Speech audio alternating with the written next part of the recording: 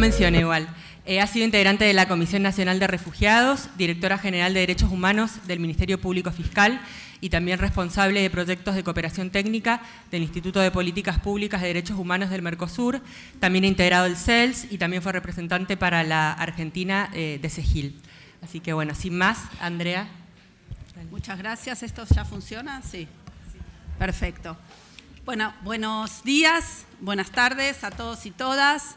Es un enorme gusto participar en esta actividad en nombre de la Comisión Interamericana de Derechos Humanos, donde tengo el honor de participar en este organismo tan emblemático para la región, sobre todo para Argentina, quienes venimos trabajando en derechos humanos hace muchos años, sabemos la relación fuerte que existe entre nuestro país y el sistema interamericano. Este es un evento regional y es importante aclararlo porque como comisionada no tengo posibilidad de intervenir en ningún asunto de Argentina ni de pronunciarme sobre asuntos de Argentina, un tema bastante complicado para mí, luego de tantos años de activismo en derechos humanos en Argentina, pero es importante aclararlo porque las reglas de la Comisión son muy estrictas.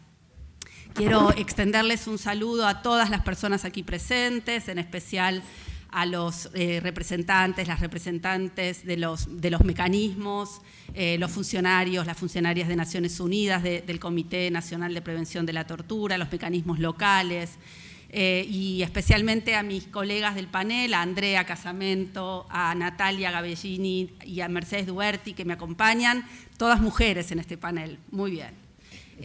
Quiero además decir que es un privilegio poder participar en este espacio por varias razones. Quiero agradecer la invitación del Comité Nacional para la Prevención de la Tortura, gracias especialmente a Alan, a la Oficina Regional del Alto Comisionado para los Derechos Humanos de Naciones Unidas, ayer lo vi a Jan Yarab y aparte de su equipo, y también me gratifica saber que esta actividad está coorganizada por el Centro de Derechos Humanos de esta Facultad de Derecho, mi facultad, así que volver a la facultad en luego de tantos años siempre es un honor para mí. Participo entonces en representación de la Comisión Interamericana para presentar la resolución 2 del año 2025, titulada Los derechos de los familiares y personas con vínculos afectivos de las personas privadas de libertad. Es una resolución muy importante para nosotros por varias razones. En primer lugar, porque de esa manera la Comisión rinde cuentas de un pedido, de un reclamo de las organizaciones, de los familiares, que hace muchos años vienen insistiendo por esta temática. Entonces, es una forma de responder y de rendir cuentas a ese pedido. También es muy importante porque es una resolución adoptada por unanimidad por la Comisión Interamericana en un momento en donde nada es posible que sea por unanimidad o casi nada es posible ser adoptado por unanimidad en este órgano colegiado. Entonces, vale doble, diría yo, en este contexto. Es una resolución que aprobamos en julio, en el periodo 193 de sesiones, y que está, por supuesto, disponible en nuestra página web.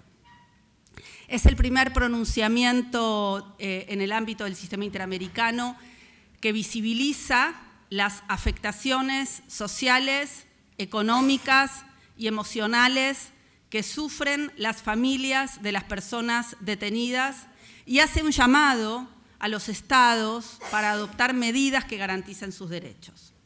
Y acá quiero resaltar que el propio nombre de la resolución no se refiere solo a familiares.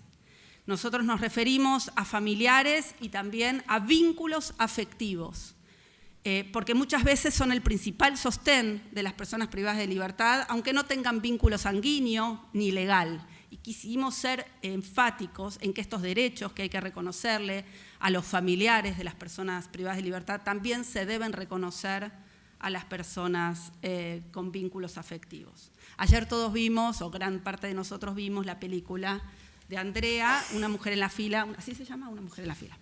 Y lo claro que resulta que la condena, en el mejor de los casos la condena, porque muchas veces es solo la privación de la libertad. Lo claro que resulta que esa privación de la libertad, esa condena de las personas privadas de la libertad no recae solo sobre esas personas que están adentro, que están privadas de libertad, sino también y fundamentalmente sobre sus familiares, sus seres queridos, en mayoría mujeres, que esperan en la fila y que van a verlos y que tienen la intención de sostener las visitas. De estas personas, de las mujeres en las filas, pero también de los niños en las filas, de las personas adultas mayores en las filas, de las personas con discapacidad en las filas, es que tratamos de ocuparnos en esta resolución 225. Es una resolución que estuvo a cargo del equipo técnico de la relatoría de la Comisión de Personas Privadas de Libertad, de los derechos de las personas privadas de libertad. Ustedes saben que la Comisión tiene varias relatorías temáticas. Yo no soy relatora de esta relatoría, soy relatora de otras relatorías con muchos problemas, pero como estoy acá en Argentina, en Buenos Aires, asumo la representación de la Comisión de esta resolución. Entonces es una resolución que estuvo a cargo del equipo técnico de la Relatoría sobre los derechos de las personas privadas de libertad, y para su redacción se tomaron como base las consideraciones, estándares y recomendaciones de la Comisión Interamericana contenidos en algunos documentos específicos, como los principios y buenas prácticas sobre la protección de las personas privadas de libertad, que la Comisión había adoptado en el año 2008. También se tuvo en cuenta el informe sobre medidas dirigidas a reducir el uso de la prisión preventiva en las Américas, es un informe del año 2017, y también se tuvo en cuenta un informe sobre mujeres privadas de libertad del año 2023.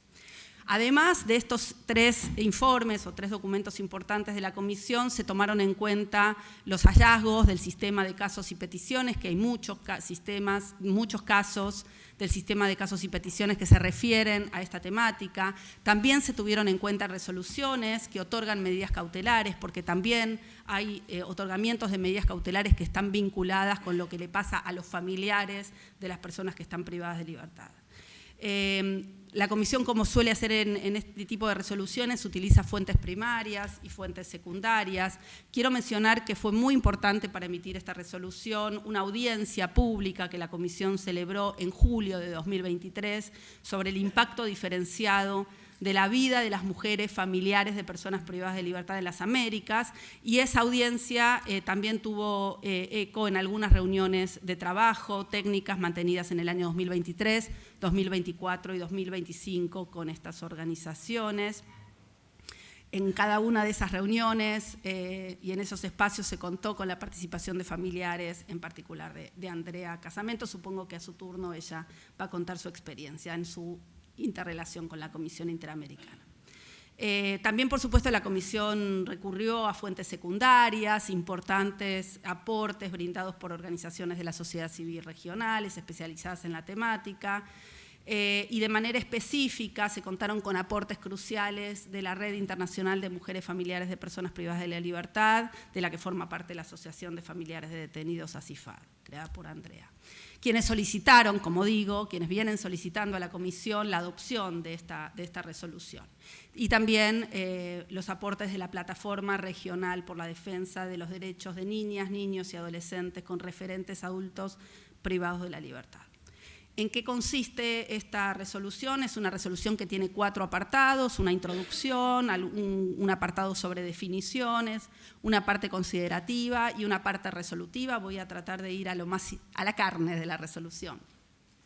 Por supuesto, en la introducción hacemos un diagnóstico de lo que estamos viendo y remarcamos que los riesgos a sufrir múltiples vulneraciones a los derechos asociados a la privación de la libertad no solo afectan a las personas encarceladas, sino que se extienden estos riesgos y estas vulneraciones a las familias y a las personas que mantienen vínculos afectivos con las personas privadas de libertad.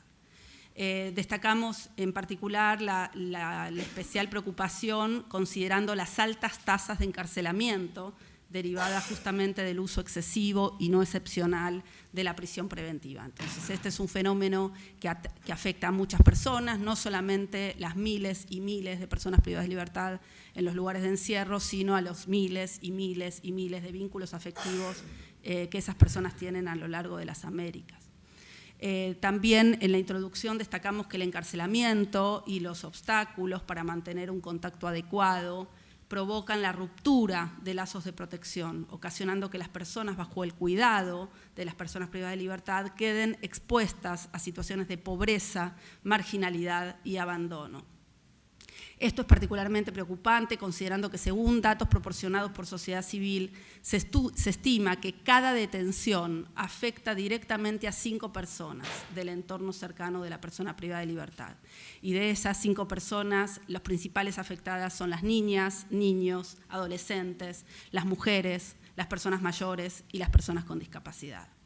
Debido al encarcelamiento de un familiar, estas personas se enfrentan a la pérdida de lazos de protección y cuidados, dificultades para mantener contacto personal, discriminación, estigmatización e incluso violencia por autoridades penitenciarias durante las visitas carcelarias. Debido a que las tareas de cuidado, en su mayoría en nuestros países, no son remuneradas, y recaen principalmente sobre las mujeres, la Comisión advierte que son ellas, las mujeres, quienes enfrentan un aumento significativo de su carga de cuidados. Todo esto que estoy diciendo para todos ustedes es obvio y ayer lo vimos con muchísima claridad en esa película.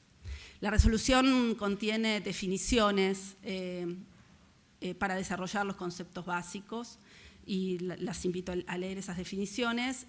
Y la parte considerativa hace un repaso de los principios básicos que hay que tener en cuenta en esta resolución.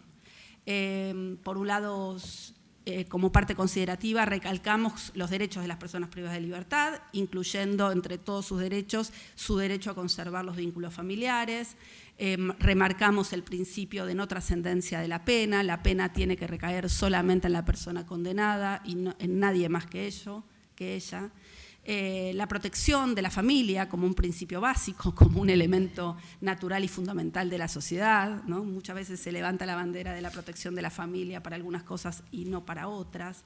El interés superior de la niñez como un principio fundamental, que en estos temas suele olvidarse. El principio de igualdad y no discriminación.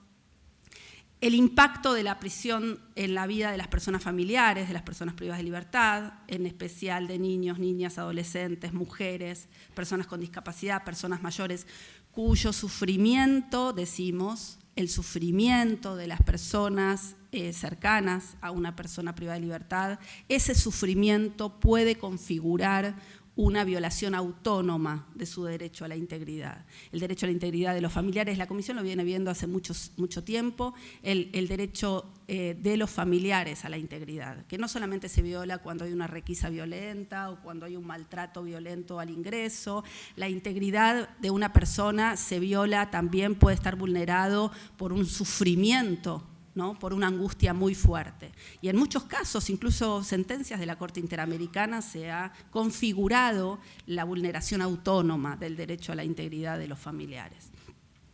También marcamos en la parte considerativa la importancia de producir información de los estados para visibilizar y reconocer a las familias de las personas privadas de libertad. Discutimos bastante esto de producir información sobre los familiares, ¿no?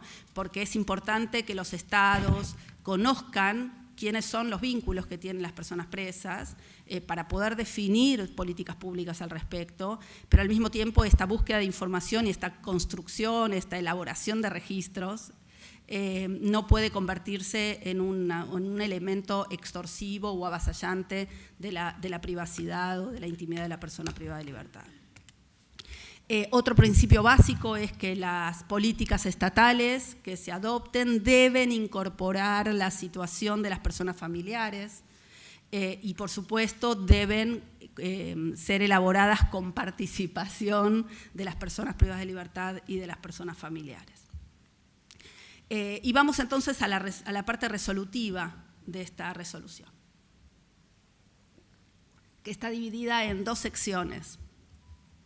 En la primera, por supuesto, repasamos los principios básicos, y en la segunda hablamos de la parte más sustancial, que es cuáles son los deberes estatales para garantizar los derechos de las familias, de los familiares y los vínculos afectivos de las personas privadas de libertad. Que esa para nosotros es la parte principal de la resolución, cuáles son, según el desarrollo del sistema interamericano, según el desarrollo del derecho internacional de los derechos humanos, cuáles son esos deberes estatales.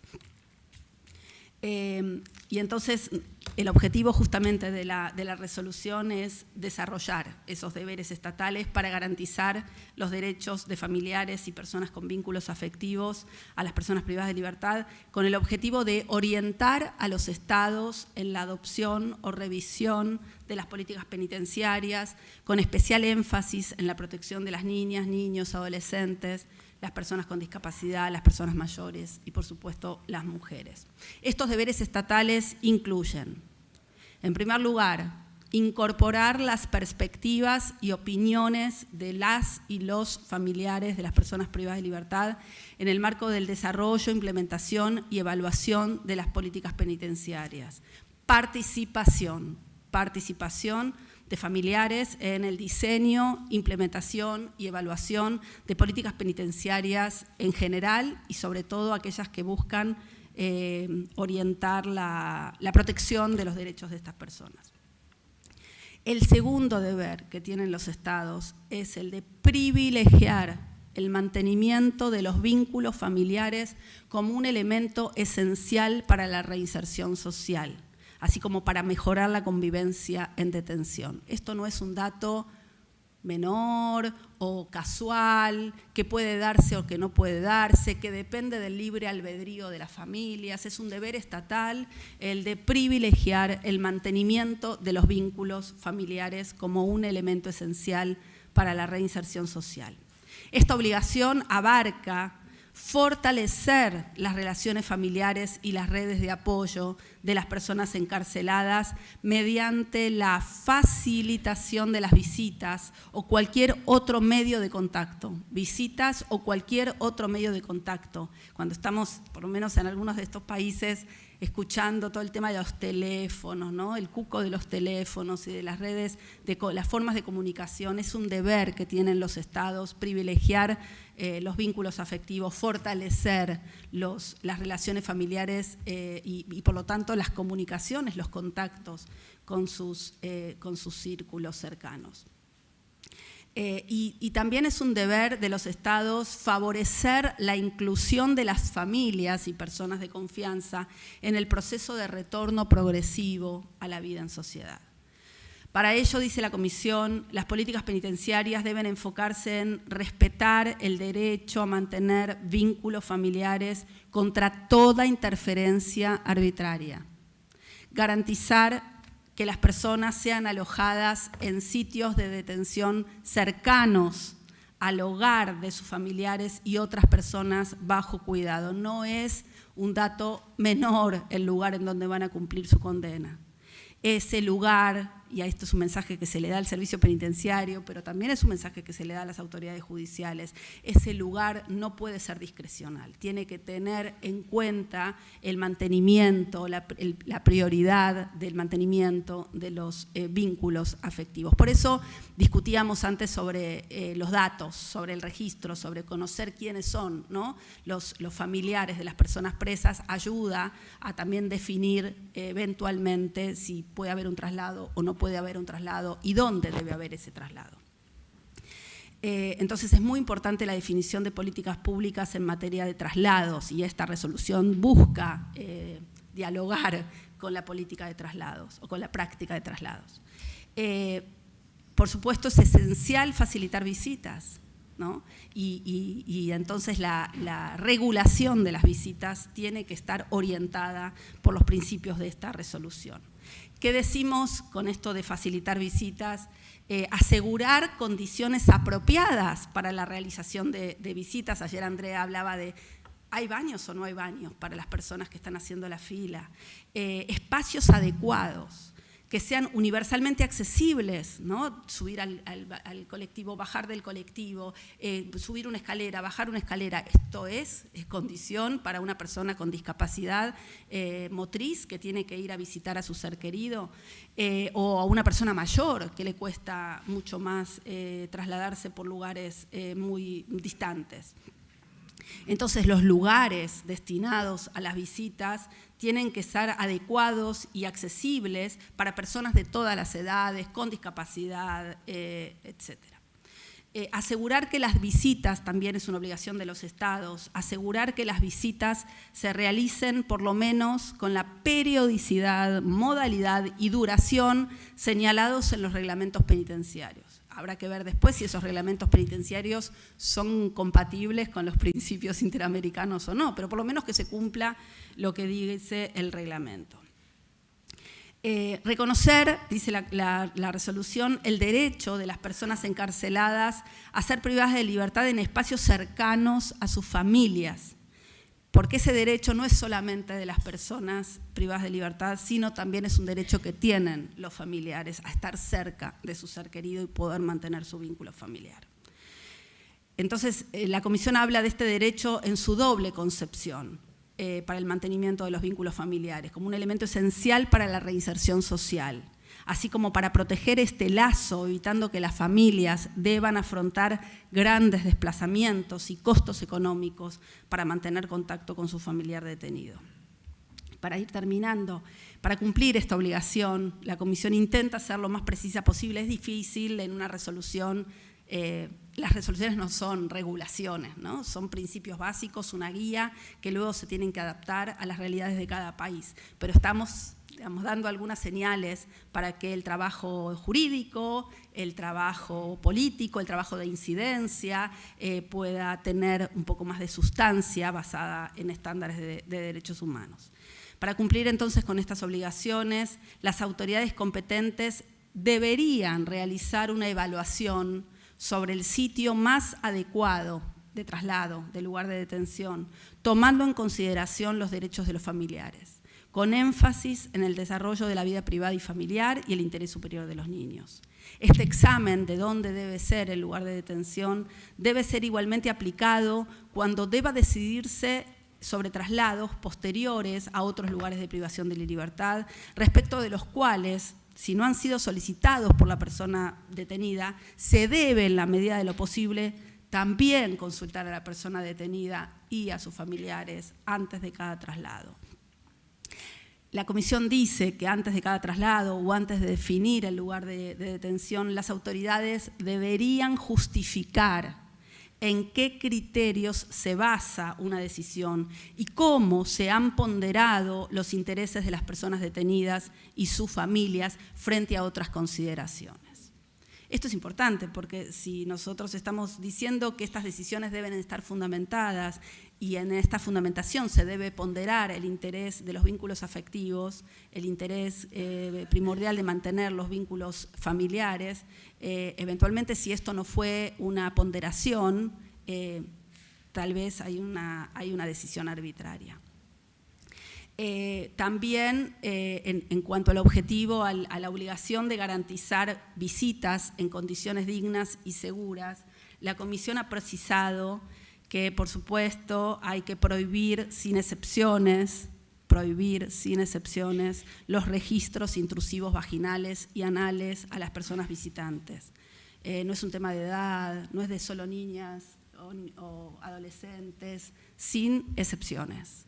Se deben emplear medios alternativos de registro y equipos tecnológicos no invasivos basados en el pleno respeto de los derechos humanos, así como capacitar al funcionariado para su uso. Habrá que ver si facilitar estas visitas, si hacer que las visitas no sean intrusivas, los registros frente a las visitas no sean intrusivas, facilita o no facilita las visitas, ¿no? Yo pensaba en quien hacía de tu mamá en la película, ¿no? Tal vez con una situación mucho más amena, la abuela habría ido a visitar a su nieto. En el caso particular de las visitas entre personas detenidas y sus hijas e hijos, permitir contactos directos entre aquellos y asegurar que las prisiones cuenten con instalaciones apropiadas para reunirse, que incluyan espacios amigables para niños y niñas de corta edad. Asegurar que los familiares de personas encarceladas tengan acceso a la información respecto de su familiar detenido, ¿no? Todo lo que vimos ayer en la película. En especial con relación al lugar de alojamiento, traslados, estado de salud, requisitos y condiciones para las visitas, condición de incomunicación. Tienen derecho a ser informados, no puede ser que se recorra 40 kilómetros para pedir, por favor, bajo una ventanilla, que sepa cuál es la situación de su familiar, que está asustada, si está bien o está mal. Y por supuesto, las obligaciones de prevenir, erradicar, investigar, sancionar toda forma de violencia y discriminación contra los familiares en su interacción con los sistemas penitenciarios. Y esto es importante porque la Comisión ha recibido muchas denuncias, muchas solicitudes de medidas cautelares por los hostigamientos, las amenazas que reciben los familiares, que muchas veces son los defensores de sus derechos, ¿no? Más allá de defensa legal o no defensa legal, ¿no? Son defensores de derechos humanos los familiares, y en la defensa de los derechos de las personas privadas de libertad son objeto de hostigamientos, amenazas, asesinatos, desapariciones. Así que sobre todo esto intentamos dar algunas puntas en la resolución y quedo, por supuesto, a disposición. Muchas gracias.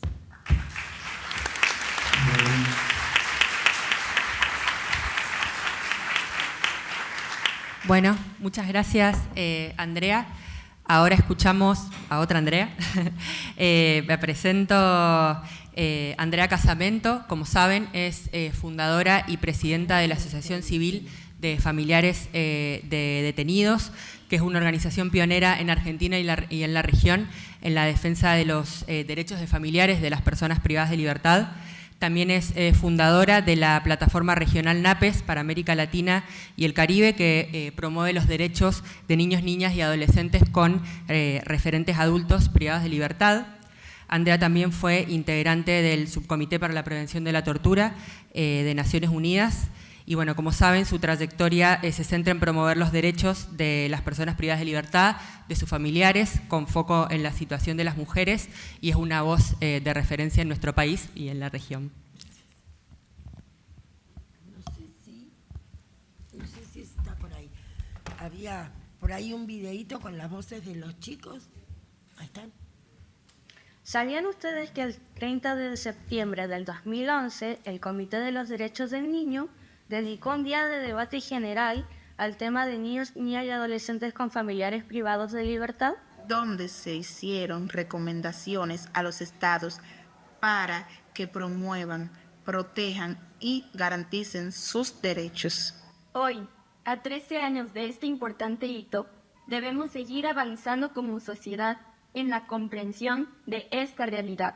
Hacer visible el impacto de niños, niñas y adolescentes con familiares encarcelados, como escribe, la exclusión, la discriminación y la violencia. Como Consejo de Voceras y Voceros de la plataforma NAPES, creemos que todo lo que se trabaja con y para niñas, niños y adolescentes debe de hacerse con nosotras y nosotros, porque nuestra voz y nuestras experiencias son sumamente valiosas y realmente poderosas para crear diferentes propuestas que generen un impacto positivo dentro de nuestra sociedad. Y hacer los cambios necesarios para que la sociedad entienda que a los niños, niñas y adolescentes con familiares encarcelados esta realidad les afecta. Que también tienen derechos que deben reconocer y garantizar por todas y todos. Me parecía importante traerlos a ellos. No sé qué me emociona más, si la peli o la resolución, en serio. En serio. La escuchaba, decía, claro, Mabel, nos escucharon.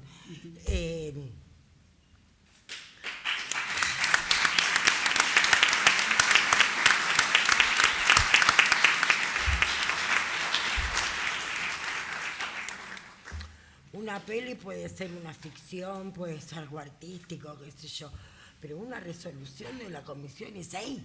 ¿Alguien en serio nos dio bola? ¿Cómo surge esto?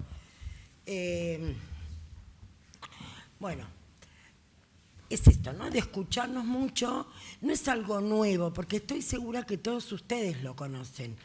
Todos los mecanismos, todos los que transitan la fila, la cárcel, los que defensores, digo, siempre llegan las mujeres diciendo, nadie me entiende, nadie me escucha, miren lo que está pasando, pero pareciera ser que nadie me cree.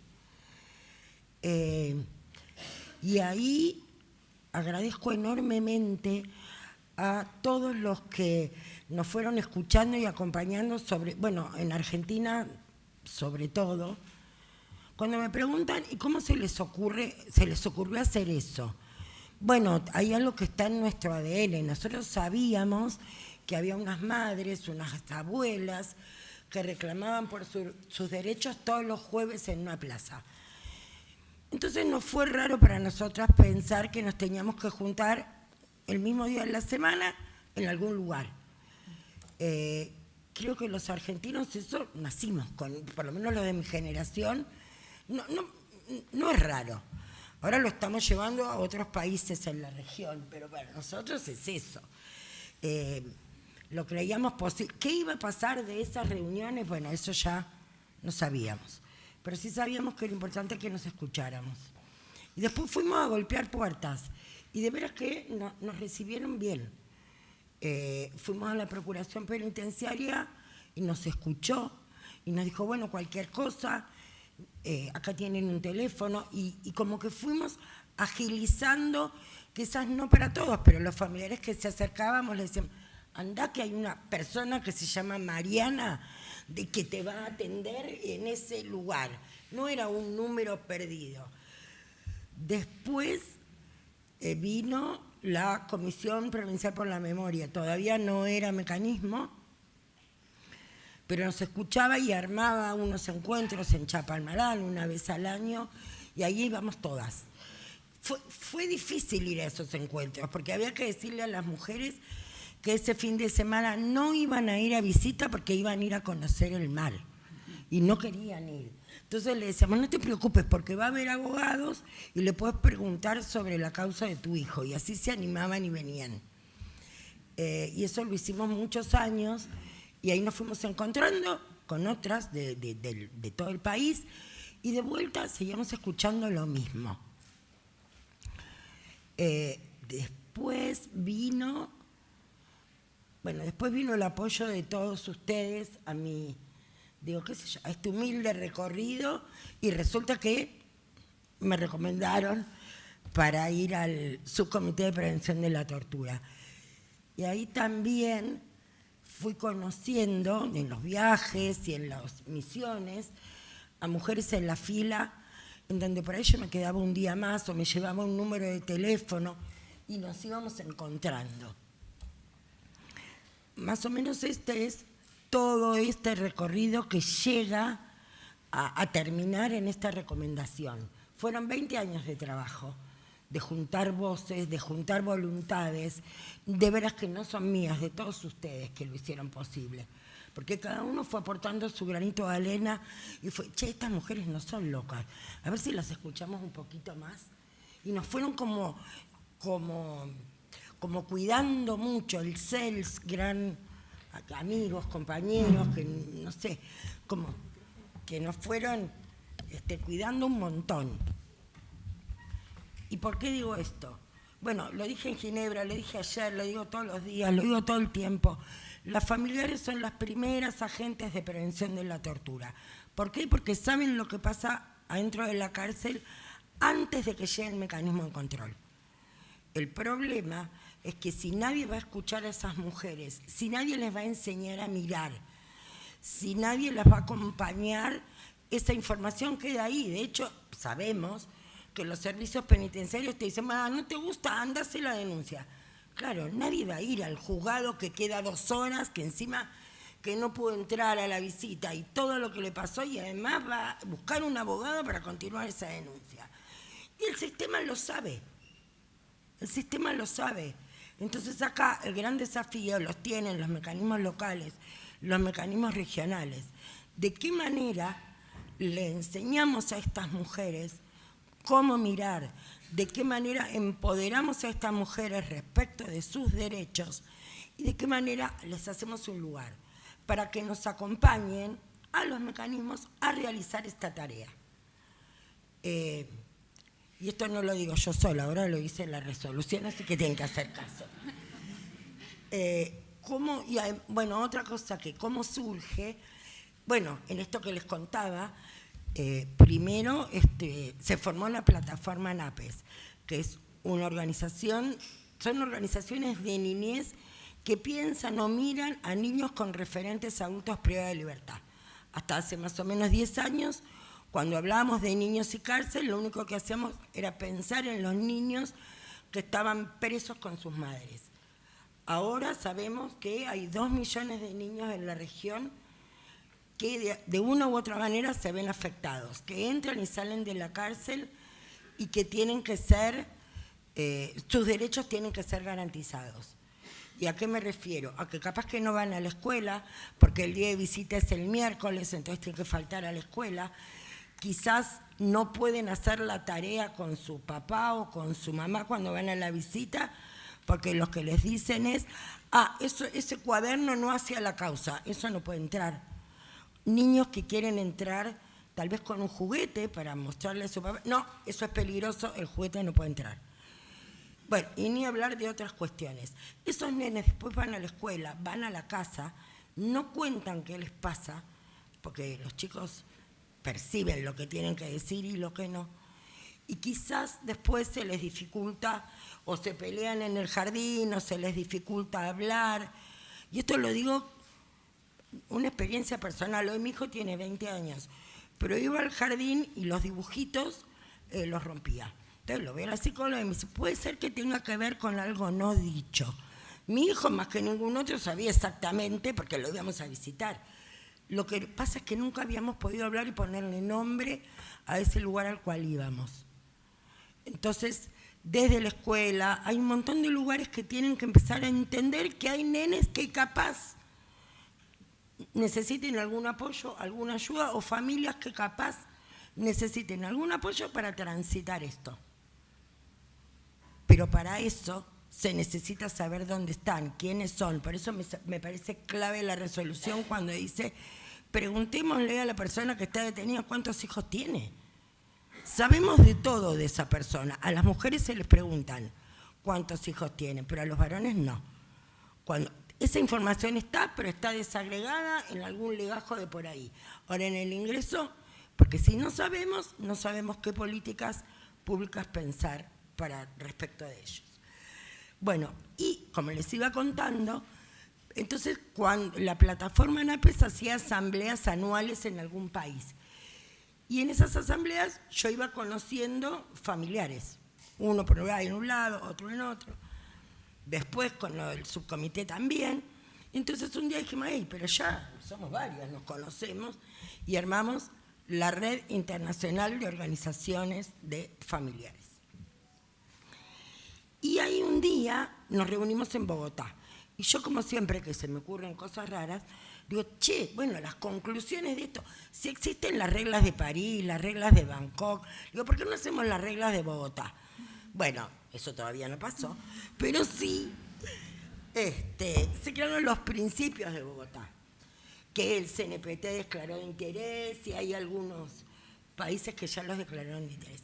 Y estas fueron las bases que nos llevaron al pedido de audiencia. Cuando pedimos la audiencia ante la comisión, era muy clarito lo que queríamos, porque era lo que habíamos acordado en Bogotá y cuáles eran nuestras necesidades. La verdad que fue muy sencillo prepararnos para esa audiencia, porque cada una de un país distinto tomó un tema. No es que había que pensar a ver si en Brasil no es así, a ver si no. Entonces igual, entonces fue muy clarito. Y fuimos, bueno, evidentemente, no sé, nos escucharon muy bien en esa audiencia, y ahí trabajamos con Romina Otero 2 años en la resolución. Borradores que iban y venían. Y después los chicos de la plataforma NAPES también dijeron que querían pedir una audiencia porque también querían ser escuchados respecto de lo que les pasaba. Bueno, van a la audiencia y para sorpresa, el día de la audiencia fue el día que, 1 o 2 días después, se hacía pública la resolución. Así que hemos recorrido un larguísimo camino hasta acá. Lo que me queda por decirles es que ahora cuando vuelvan a sus provincias, a sus países, vayan a la fila. No solo que la miren si hay lugar a donde cambiar a los chicos. ¿Cuántas horas hace que esos niños están esperando ahí para entrar? Que eso lo pueden volcar en sus informes, porque además ahora tienen un respaldo que es la resolución. Úsenla. Vayan a convocar a los familiares a ser parte de los mecanismos, de las organizaciones. Tomen en cuenta lo que tienen para decir y sobre todo hagamos que esta resolución no quede como ahí en un papel. Ahora tenemos un papel, bueno, ahora tenemos que bajarlo, lo tenemos que bajar a los territorios. Tenemos que enseñarle a los familiares, enseñarle a los niños que tienen ese derecho. Tenemos que conocerlo todos nosotros y ir a difundirlo para que, no sé, a veces me gusta decir, para que la dignidad se haga costumbre. Así que muchísimas gracias.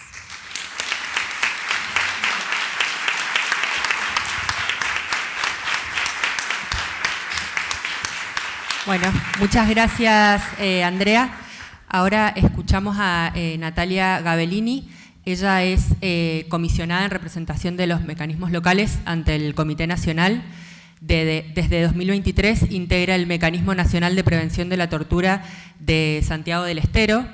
También es presidenta de la regional de esa provincia, de la Asamblea Permanente por los Derechos Humanos, y es integrante de diversas redes nacionales y regionales vinculadas a derechos humanos, género y encierro, y está formada en filosofía en la Universidad Nacional de Tucumán. Gracias, Nati. Bueno, ¿se escucha ahí? ¿Se escucha bien? A ver, ahí. ¿Ahí? ¿No? Hola.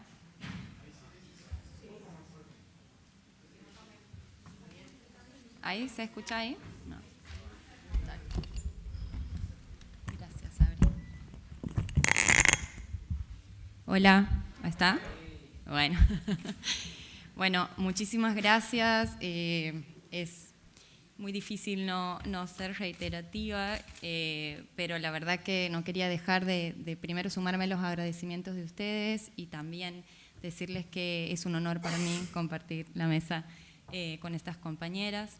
Y también poder intercambiar un poco acerca del tema que nos convoca, que sin duda es uno de los más sentidos e importantes en la tarea cotidiana que llevamos adelante en materia de protección de derechos dentro del Sistema Nacional de Prevención de la Tortura. En primer lugar, no quisiera dejar de subrayar que la resolución 225 de la Comisión Interamericana de Derechos Humanos, que acaban de comentar mis compañeras, si no me equivoco, es la primera en su tipo en el sistema, que aborda de manera tan específica los derechos de familiares y de niñas y adolescentes respecto de la vinculación y que logra acoger las demandas y observaciones que son producto de la lucha de los colectivos de familiares, especialmente en las últimas décadas. En segundo término, indicar algo que está ahí contemplado y que menciona siempre Andrea, que de hecho lo ha mencionado anoche y que lo ha vuelto a decir ahora, y es que las y los familiares son las primeras personas que previenen la tortura y otros tratos crueles, porque siempre viven desde los primeros momentos el encierro con su familiar y son quienes demandan intervención ante la ausencia de su ser querido o ante el incumplimiento de las salvaguardas en los primeros momentos de la detención, pero y fundamentalmente son quienes humanizan con su tránsito espacios tan difíciles de convertir en lugares amables como lo son los espacios de privación de la libertad. La vinculación familiar hace a la dignidad y a la integridad subjetiva, como también lo han marcado, de las personas privadas de la libertad, y esto de hecho lo reconoce particularmente la Corte Interamericana de Derechos Humanos en al menos 3 oportunidades, pero además de este aspecto clave que hace a la salud integral de las personas privadas de la libertad y de su entorno afectivo, En verdad creo que no es posible pensar ninguna gestión penitenciaria efectiva sin el diálogo con las y los familiares, que también lo han remarcado. El Comité Nacional, desde sus inicios, ha monitoreado el acceso al derecho a la vinculación familiar. Entre los principales hallazgos están las requisas invasivas, los traslados arbitrarios, el alojamiento en lugares distantes al centro de vida familiar, las malas condiciones en las cuales se realizan las visitas o la inadecuación de los espacios, lo cual se ve agudizado por la sobrepoblación, y la progresiva reducción de la vinculación en las unidades o sectores especiales con los regímenes de aislamiento o más restrictivos como los de alto perfil. Durante 2019 y 2020 se ha trabajado muy especialmente en atención a la especial situación de la pandemia, y es a partir de esa coyuntura que se ve con claridad la necesidad de trabajar junto a organizaciones de familiares, principalmente con ACIFAD, para realizar un diagnóstico de la situación de la vinculación familiar y social de las personas privadas de la libertad, lo cual ha dado lugar a recomendaciones en torno a medidas de compensación ante la suspensión de visitas de familiares y personas allegadas, pero muy particularmente importante es la resolución 521 del CNPT, que releva la falta de acceso a la información acerca del lugar de alojamiento en el que se encuentra la persona, el familiar privado de la libertad, de los traslados y de las modalidades de visita, la distancia y falta de transporte público que llegue hasta el lugar de alojamiento, la falta de lugar adecuado para la espera antes del ingreso, que muy frecuentemente es a la intemperie, sin acceso a sanitarios, sin calefacción ni ventilación, sin lugar a donde dejar las pertenencias. Entre los hallazgos más importantes se encuentra también el sometimiento a requisas vejatorias, que incluyen desnudos totales, incluso a niñas y niños, con indicaciones por parte del personal del servicio penitenciario de toser y realizar posiciones de sentadillas, cuclillas y otras posiciones a los fines de observar cavidades corporales, e incluso la quita de pañales de niños, niñas y bebés. Así también el registro de alimentos y objetos personales sin el debido cuidado, mezclando y rompiendo cosas que sus familiares llevan. Las autoridades sostienen que la realización de estos procedimientos radica en la necesidad de prevenir el ingreso de sustancias prohibidas a los ámbitos de encierro, y es así que el Comité en la resolución va a señalar que es necesario adecuar los protocolos y las prácticas relativas a la realización de requisas corporales y de registros conforme a los estándares compatibles con el respeto a los derechos humanos, y priorizar la utilización de elementos tecnológicos para llevarlos a cabo.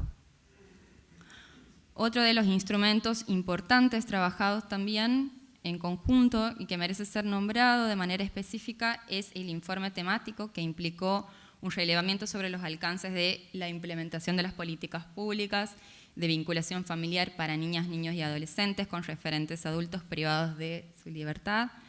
El estudio ha sido realizado entre agosto del 2022 y mayo del 2023, incluyendo varias jurisdicciones, y ha buscado analizar las intervenciones estatales y los alcances desde las perspectivas de las personas privadas de la libertad, funcionarios, agentes penitenciarios y familiares. Es un trabajo que me precede mucho y entonces es un poco un atrevimiento de mi parte la opinión, pero me parece que de las cuestiones más significativas que tiene, una es esta que acabo de referir, es decir, la incorporación en el análisis de la perspectiva de representantes de los diferentes sectores que se ven afectados o afectan directa e indirectamente a otras personas en lo cotidiano en los ámbitos de privación de la libertad. Y lo segundo, y no por eso menos importante, es lo que se lo hace desde una mirada desde los familiares como titulares del derecho a la vinculación, muy especialmente niños, niñas y adolescentes. Los hallazgos han sido muy notables e incluyen múltiples limitaciones para sostener el vínculo, que van desde la desinformación, el temor a procedimientos invasivos, los malos tratos, las percepciones negativas sobre el impacto de la prisión en niñas y niños, la falta de profesionales de apoyo, los altos costos económicos que implican las visitas, hasta su superposición horaria con rutinas laborales o escolares. La escasez de recursos humanos, que se traduce en falta de equipos para el área social, que en los establecimientos penitenciarios son quienes pueden planificar y prever programas de vinculación familiar y acompañamiento, dispositivos de intervención. La carencia de programas institucionales destinados a mitigar el impacto negativo del encarcelamiento en niñas y adolescentes con referentes afectivos privados de la libertad. Y a partir de ahí se realizan diversas recomendaciones a las autoridades competentes que están en el informe accesible en la página del comité, y no voy a ahondar, pero sí algunas de las más importantes son priorizar las medidas alternativas al encierro, como el arresto domiciliario, especialmente para madres con hijos, brindar apoyo económico a las familias y garantizar el acceso a derechos básicos de niños, niñas y adolescentes, establecer protocolos de actuación para las fuerzas de seguridad que respeten el interés superior del niño, niña y adolescente al momento de la detención de la persona adulta, mejorar el sistema de información y documentación para visitas, haciéndolo accesible y notificando también los traslados con antelación. Finalmente, y teniendo en cuenta un poco las discusiones que se han llevado a cabo ayer, quisiera decir algunas, 3 cosas, quizás nada más cortito, que la primera es que son los mecanismos locales de prevención y las organizaciones sociales quienes más fluidamente y cotidianamente trabajan con las familias, y en ese sentido el aporte que hacen es invaluable para el sistema. La segunda es que las contribuciones de la resolución de la Comisión Interamericana, además de hacerlo desde una perspectiva de género, interculturalidad e interseccionalidad, que es lo que nos permite hablar del impacto particular que esto tiene sobre personas migrantes, sobre personas con discapacidad, sobre adultas mayores, sobre personas provenientes de sectores populares, de personas trans o de pueblos originarios. Es un aspecto que, si bien se encuentra contemplado en nuestra Ley de Ejecución de la Pena Privativa de la Libertad y en el decreto reglamentario concerniente a la vinculación familiar, en la práctica es frecuente que se presente de manera muy limitada, que es la inclusión de los vínculos afectivos más ampliados, es decir, sin restringirlo entre sí a los lazos consanguíneos, lo cual es fundamental en nuestras sociedades, las cuales... perdón, me perdí. Es fundamental en nuestras sociedades en las cuales los lazos afectivos se tejen y extienden desde las infancias y entonces son de vital importancia en nuestra biografía, y en ocasiones hasta se es criado o criada por la amiga de la madre, por una vecina o vecino, digo, vínculos que no siempre pueden demostrarse en los papeles. Y en tercer lugar, y con esto termino, se ha hablado mucho del impacto en las redes y medios de comunicación en ocasión a la disputa de sentidos a la hora de narrar la realidad para poder promover políticas no punitivistas, y en este sentido coincido con lo que se ha dicho ayer en el marco de la muestra de la película La mujer de la fila, y es que el arte es un medio muy eficaz para esa disputa. Y entonces referirles que hay un aspecto de la película que no dejaría pasar desapercibido, y es que muestra a las personas privadas de la libertad como personas deseantes. Y claro que lo digo por el vínculo sexoafectivo que nace entre Andrea y Alejo, y entonces advertir que las visitas íntimas son un tema importante y también interesante para mirar de cerca, porque me parece que puede tener mucho para decir respecto de la violencia simbólica y psicológica de índole moral, respecto a algunos colectivos en particular, y respecto de la estatalidad que producimos y reproducimos. Pero además, como búsqueda, invito a pensar la cuestión del deseo como energía propulsiva, como impulso, como búsqueda y proyección, que es algo a tener en cuenta en el diálogo, me parece, respecto a las políticas públicas necesarias, porque no es posible proyectar sin desear, ni es posible dejar el encierro sin proyectar. Así que eso, muchas gracias.